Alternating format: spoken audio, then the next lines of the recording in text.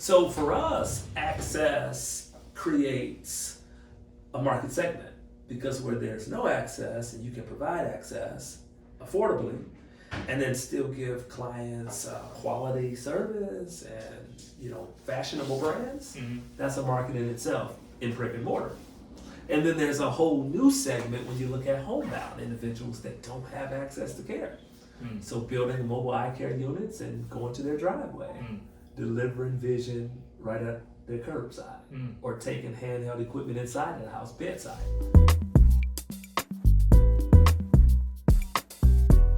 We're talking to Cleamon Yes, sir. Moorer. Absolutely, yes, sir. Man from Detroit, Eye Care for Detroit. Yes, sir. And I gotta tell you, right at the start, one of my best friends in the world, his last name was Moorer. Talk to me. I had never heard that word before, but out in New Jersey, With the R.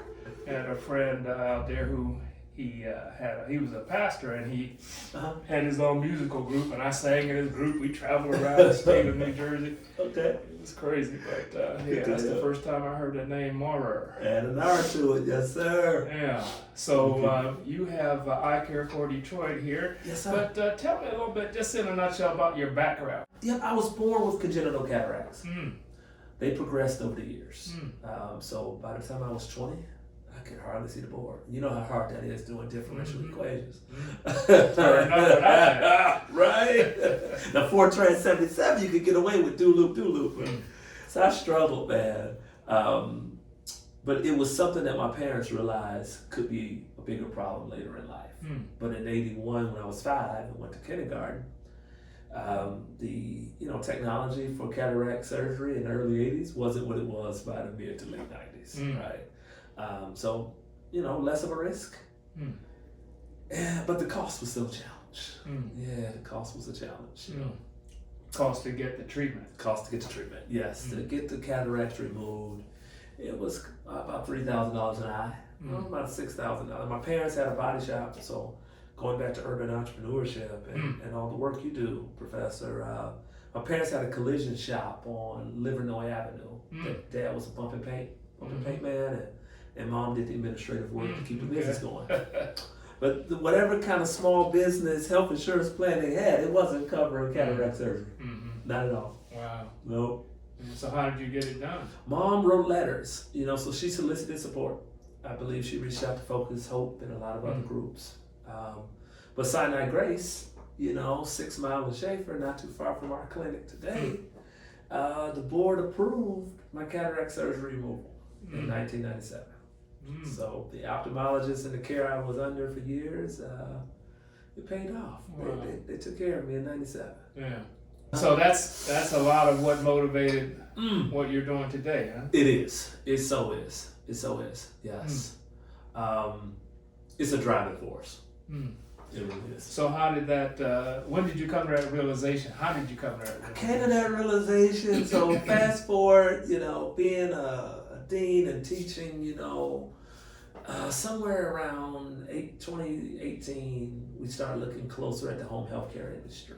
Like where can we have great impact and change some lives and do something entrepreneurial, and home health was the route.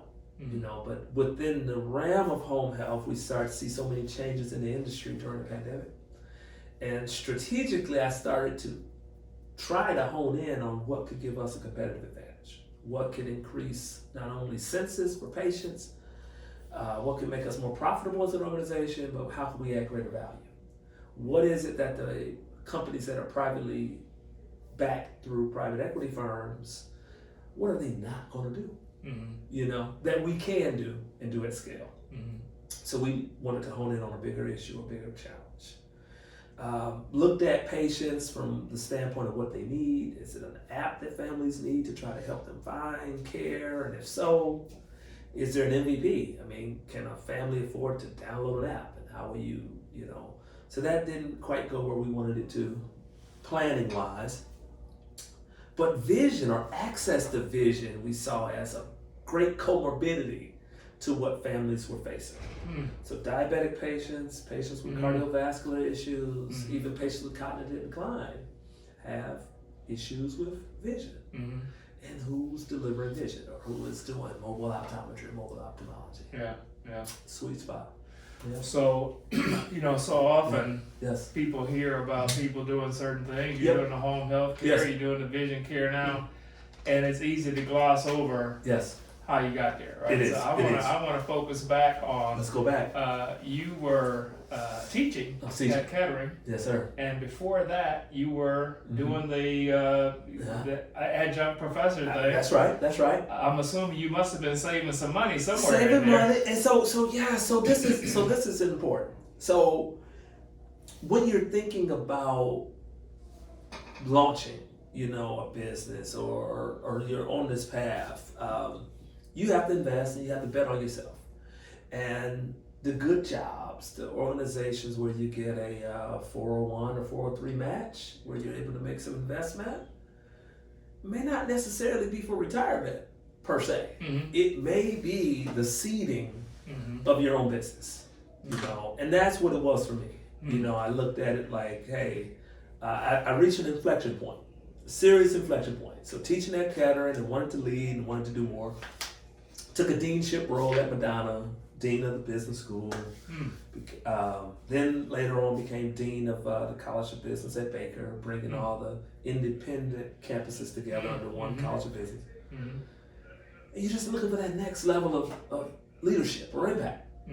Semi-finalist for the presidency of Henry Ford College in 2018.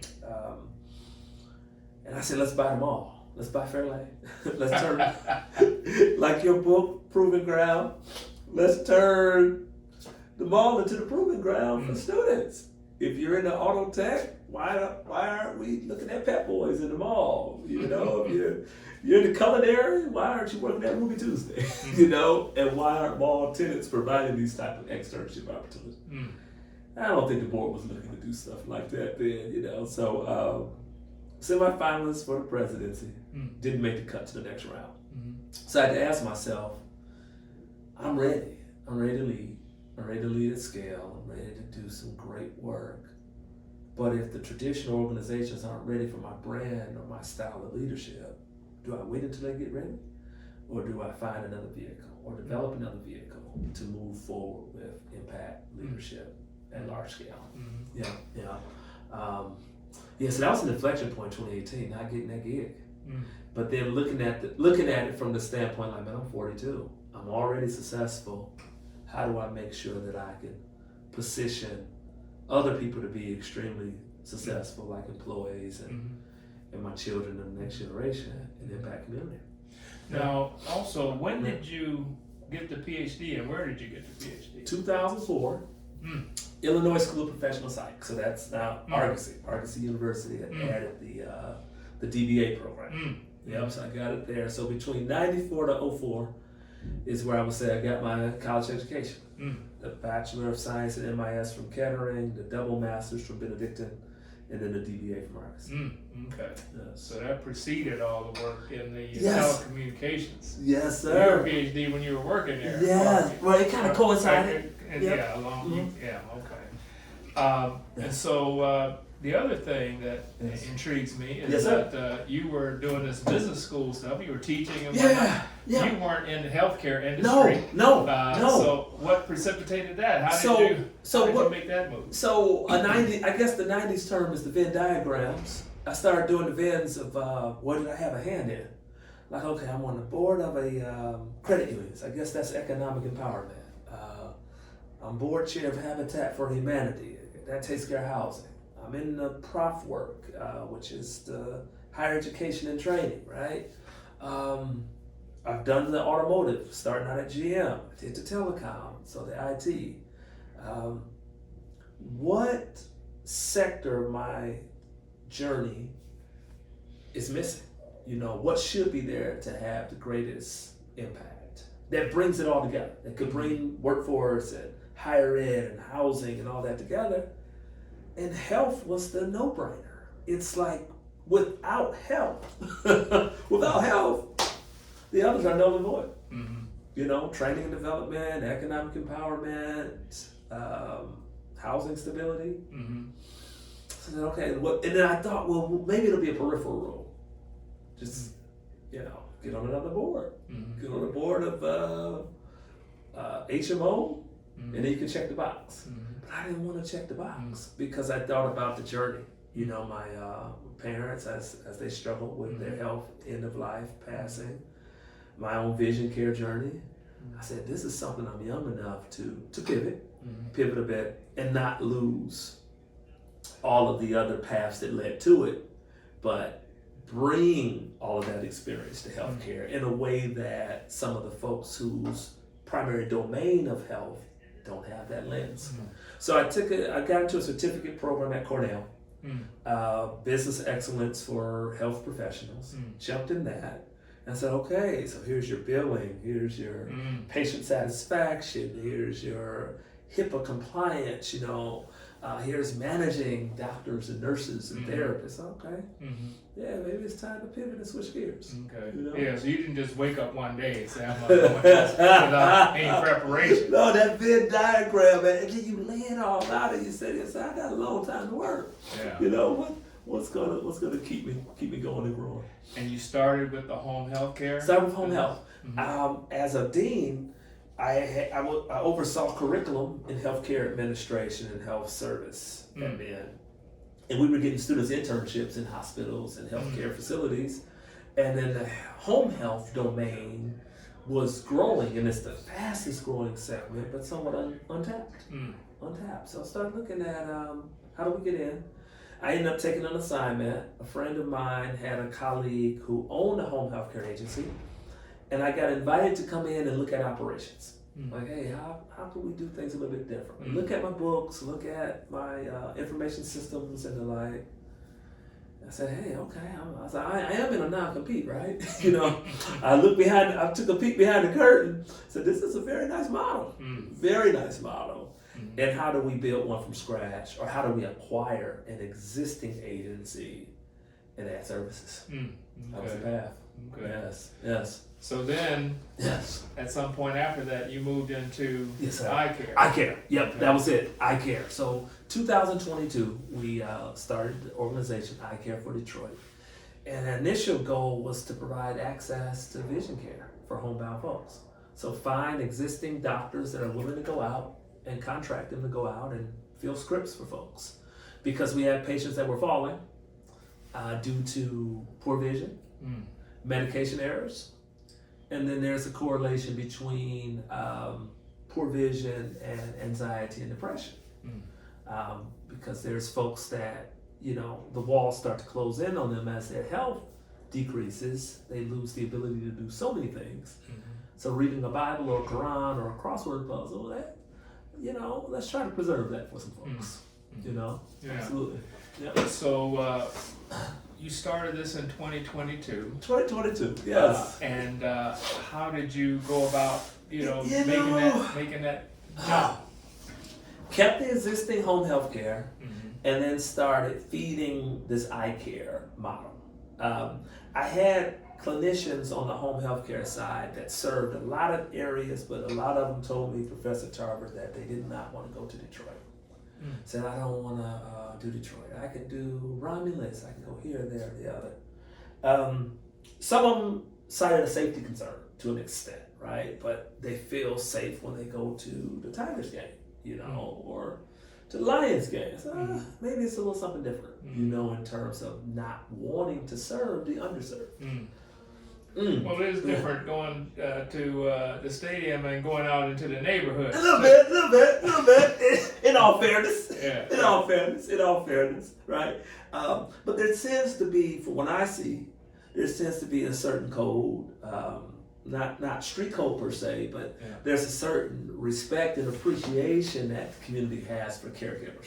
Because you're going in to see Miss Lucille, and that's my aunt. So whatever's going on the block, it has to cease now. He's going to take care of my auntie. Yes. So you saw this not only as a business opportunity, but as a kind of a mission of service. I did. And then under the connotation of the guise of eye care. So yes, EYE, but then literal, you know, the letter I, Eye Care for Detroit. You know, what does that look like? And is that scalable? Is it scalable? You know, yes. When I first heard about this business, I just assumed that you were ophthalmologist, No, Dr. Moorer. No, sir. But your background is business. Yes, sir. So how do you manage that medical part of things? I'm a visionary, and I lean heavily onto my medical staff. So we're fortunate to have Dr. Emroy Wilson, the 12th president of Wayne State, on our board, on the I Care for Detroit board. I learned from him. Where is he now? He's at Kresge. So he retired as president of Wayne and Kresge Foundation? Kresge Eye Institute. Kresge, practicing ophthalmologist at Kresge Eye Institute, and serves on our board. Where is that? It's one near here, and then there's one in the downtown area. So he's based still in the area? Yes, sir. I see. He sure is. So we got Dr. Wilson, a mentor, right? Dr. Phil Levy is on our board. He's the founder of Wayne Health Mobile Unit. So I surrounded myself with the best of the best to learn and to glean insights from. And then a staff of optometrists and ophthalmologists to lead the medical surge. And then a public health director, our medical director, Dr. Deidre Claybrook.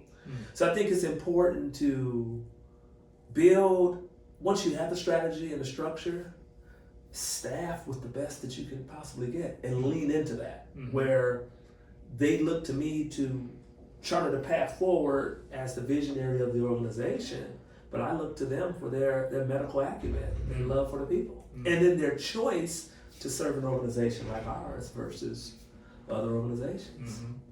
So, obviously eye care has been around for a long time. There are a lot of folks out here doing eye care and whatnot. Where is the gap in the system that you are addressing? I love so this very building that we're in, this building, there was a bigger, for-profit entity that provided care here for vision access, and they moved to far Southfield, like 12-mile area, 12-mile Southfield. So when you start looking at business from the standpoint of margins, there's organizations that are for-profit that gotta get that margin and gotta uptick the Fendi frame and the Gucci frame. So for us, access creates a market segment, because where there's no access and you can provide access affordably, and then still give clients quality service and fashionable brands. That's a market in itself in brick and mortar. And then there's a whole new segment when you look at homebound individuals that don't have access to care. So building mobile eye care units and going to their driveway, delivering vision right at their curbside, or taking handheld equipment inside the house, bedside. So yes, there's a lot, but there's not too many that are going to go last mile. And there's not too many that are going to go where the access is the least, where the margins may be lower. Now, is your model for-profit or not-for-profit? Not for-profit, yes, but for impact. Yes. So you have oftentimes, let me back up and say, oftentimes when you're not-for-profit, one of the advantages is you have access to some partners that you wouldn't have had otherwise if you're in a for-profit. Wise, that's wise, yes sir. What kind of partners have you had access to? So as a not-for-profit, we're in a position to ask, maybe even beg, on a daily, weekly, monthly, annual basis, for support. So partners in terms of HMOs and universities, have been very kind to us. And that is somewhat counter to my for-profit, the home health care company, right? But yeah, so being able to tap into Meridian Health Plan in Michigan, Michigan's largest Medicaid HMO, and say, let's look at a pilot. Can we work together on identifying some folks that haven't gotten eye care, and can we get to them with our mobile units? So that has positioned us very well, Professor Tar. Yes. So how does it work in terms of so you are providing these vision care services to people in the community. Yes. And who's the payer? Are they the payer, or the third party payer? Insurance. So we could still bill for Medicaid and Medicare in the event that a person has a comorbidity or diagnosis, right? And then for individuals that are uninsured or underinsured, we ask the philanthropic community to help support that care. Okay. So what makes our model sustainable and so scalable is that it's still billable. Services are billable, and vision is inelastic, in my opinion. I think when we look at our 5 senses, and if we had to sacrifice one, vision will be the last one. we might give up smell. Might give up smell first, right? Yeah. Maybe taste, and then we're like, oh, okay, hold on. Let's keep the hearing, the sight, and the touch. I want to know that that's fire. Yeah. I want to see it. And I definitely want to hear the sirens. Yeah. Yeah. So, with respect to these Yes. Organizations that are part of this not-for-profit universe, Yes. what are the kinds of things that they bring to the table that make it complementary? Well, I'm excited to announce that we've just received a $500,000 grant from the Michigan Health Endowment Fund in partnership with Detroit Area Agency on Aging. Mm. So that is significant. Mm-hmm. When you look at what Detroit Area Agency on Aging does in the community for so many seniors, and us being able to be complementary service of bringing vision care to those stakeholders, that's huge.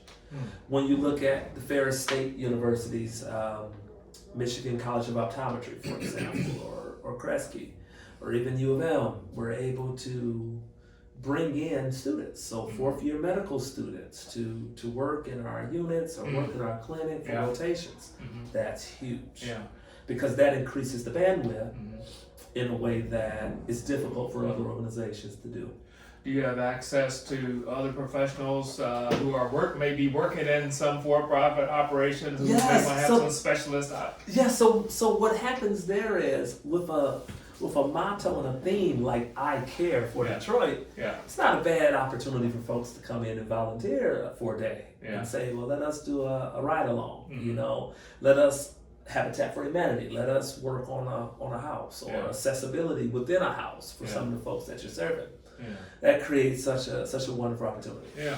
Tech, as you look at the company that provides our EMR, that company has decided to do our EMR pro bono. EMR. Yeah, electronic medical record system. Yep, so electronic health record system or electronic medical records. So those partners are really key. They're valuable. But it's everything that you learn coming up through engineering, what you learn through community development, and what you learn in cross industries. It all has a place when you get into social entrepreneurship. Yes. So it must be gratifying to be doing something that where you were affected so personally. How do you measure the impact that you're having? Man, so you got a before and after every time someone gets a pair of glasses. You have so I'm trademarking hashtag delivering vision, and trademarking hashtag going vital. So from an impact standpoint of a person saying I've been bedridden since 2017. And an eye doctor hasn't been in my home, but you brought an eye doctor, and you got a script for me, and you're hand delivering glasses to me. And in addition, you're showing me I'm bedbound how to sit up in the bed a certain type of way so that I'm looking through the top of my glasses versus below the line, so I can see the television, but then I can also read when I look below the line.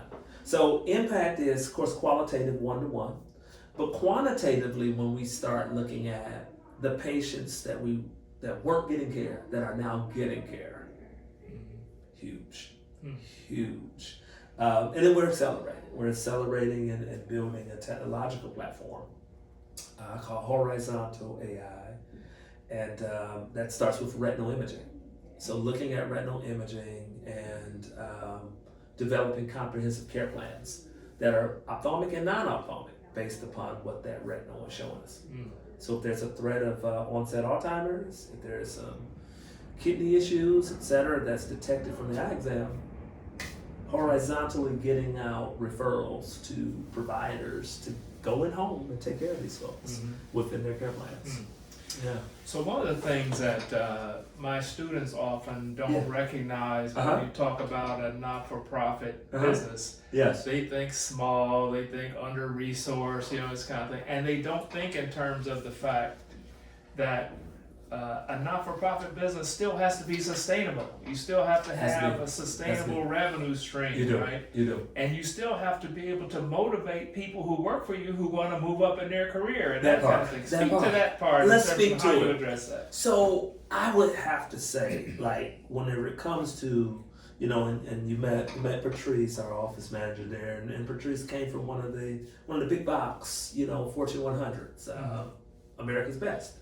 But maybe I Care for Detroit is the best in America, right? But you start to identify individuals who align with mission and vision, and then you look at what the going salary is, what that rate is, and can we match it? If we can't match it, is there some flexibility that we could offer? Training and development, what type of incentives can we offer? That's important. And then, Professor Tarver, even though the not-for-profit mindset that a lot of people have is small and it struggles, every large for-profit started small. Mm-hmm. Maybe the difference is, okay, you're going to get this capital injection and you actually go public in the for-profit realm. Mm-hmm. But in the not-for-profit, you're already a public entity. You're already doing good work in the public, but how do you scale it? Mm-hmm. And if we stay I Care for Detroit, right? Then that limits us, and that we understand. So I think when you're thinking about scaling, you have to really put that 3 to 5 year plan on the table and put it in front of the board. So I'm happy to announce that just this morning the board approved doing business as an assumed name certificate for I Care for Michigan. And our hopes with I Care for Michigan is to provide the same type of mobile optometry or ophthalmology services in Grand Rapids area, Lansing, Travis Flint. Flint, Saginaw, baby. Flint in the Saginaw. Oh, Saginaw. Yeah, Saginaw. We're going to do it there too. Yep. So Midwest and North. Yeah. So you have to build it in a way where you say, is that 1,500 clients in each area over a certain amount of time, and what does that revenue look like? And if it's optometrists and ophthalmologists that are at a high rate of pay, are these contracted optometrists and ophthalmologists that see X amount of patients on X amount of days versus trying to pay ophthalmologists $300K per region? That would be a challenge. But finding individuals that align and then bringing in a retired core of eye care professionals that want to get to the rural areas and take care of folks and urban and suburban areas where access lacks. Yes. Well, it's interesting. Well, it's really a great story that you've and I can identify with you as a business person, as an operator, engineer, kind of, to come along and to see this need in the community, and to address it effectively using that background. That's the key, right? That is the key. That's a really great story. It's something that I'm happy for people to know about. That's one reason why we want to get it out there. I'm so glad about it. I'm glad you came over. Really am. Is there any aspect of the business that I've missed that you want to stress? I think the horizontal piece, and one other piece is glasses on demand. So we're going to, as part of the grant through Michigan Health Endowment Fund, we are going to finish lenses on site for individuals. So to be able to cut a lens in an hour and fulfill that gap that a person has, and where we don't have to wait and send it off to a lab and wait 2 weeks, 3 weeks for the lens to come back. So glasses on demand, God delivers vision. Brought to you by I Care for Michigan.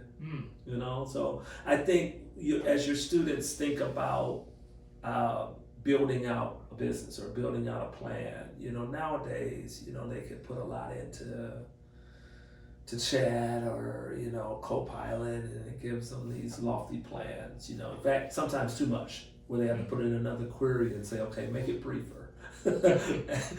Hey chat, man, slow up, man. Get us to be in 2 to 3 paragraphs.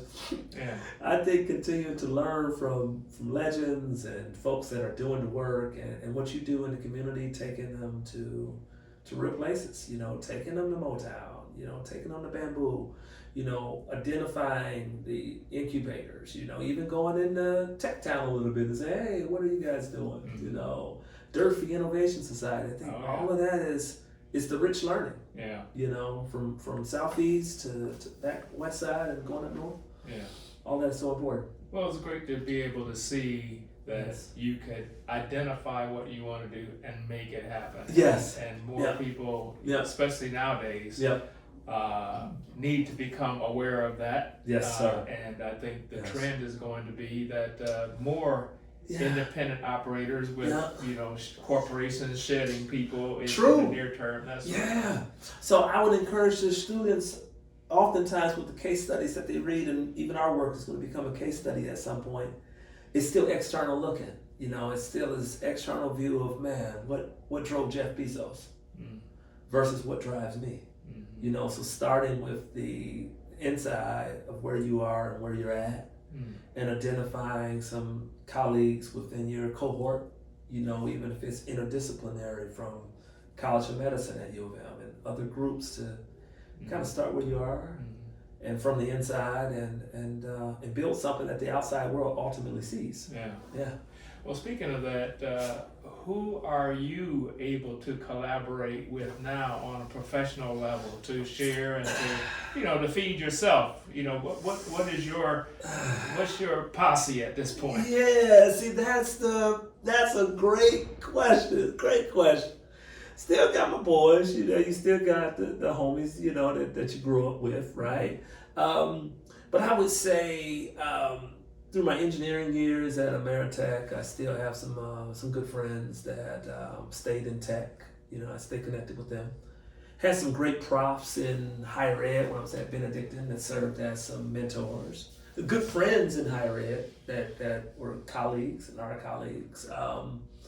But to your point, Professor, it does get a little lonesome, as you begin to carve new paths and you find yourself reading the books, Malcolm Gladwell's Tipping Point. You start to identify with individuals and, Bishop Dale Bronner, out of Atlanta, where he's on LinkedIn with the ministry and you could kind of talk back and forth, via LinkedIn and the like. One of my best friends from undergrad, Ernest Nicholas, is the Chief Supply Chain Officer. He has a new, fancier title, but he's like the second in command of Hewlett Packard, HP, right? And occasionally we're able to talk. So identifying folks that have excelled and have done well in their space, but also, staying grounded. Yeah. And Well, one of the things that we're doing, as you know, at UEI is we're trying to build this platform, this urban innovator community for people who are going out here and trying to do impactful things focused on urban communities. It's early days, but I'm hoping that you will be able to mentor other folks on that platform, and they'll be able to feed you, and that's really what we're trying to build here. Because I haven't seen to date.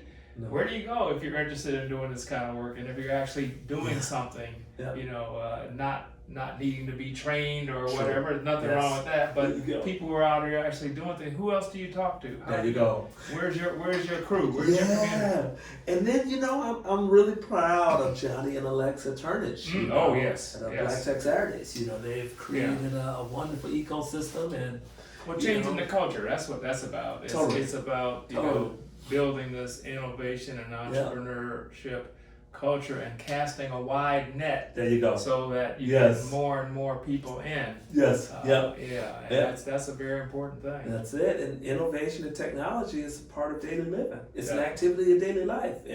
People hold that phone like it's another limb. And the amount of technological innovation and the number of patents that are in that thing is just incredible. Yes, sir. But I would love to participate more on the platform, Prof, and join you in class one day. I'm gonna have you over, definitely. I'll come in. And I'm gonna have you get you involved in some of the urban entrepreneurship things that we do as well. So gotta do it. really appreciate it, man. I'm not gonna take appreciate your you. whole day. Hey, I appreciate the time that you've given us. I appreciate that, Professor Tom. I really do. And then tune into the Home Healthcare Today show. I got a television show starting January 3rd, WMYD Channel 20, TV 20 Detroit, every Saturday morning at 10 o'clock. Yeah.